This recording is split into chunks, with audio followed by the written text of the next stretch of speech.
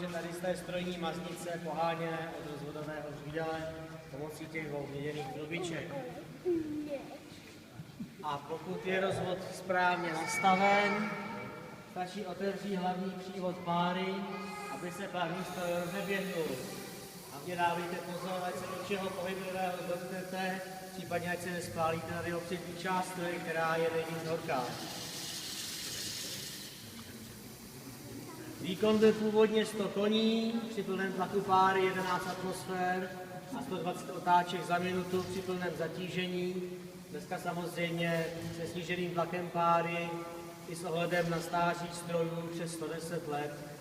Takových hodnot nedosahujeme, zhruba tak té třetiny, maximálně poloviny, ale i tak to stačí. Jak vidíte, točivý moment z acetovačníku a zemenice se převádí na hlavní transmisy pomocí koženého řemenu, sešitého asi z 25 částí volské kůže.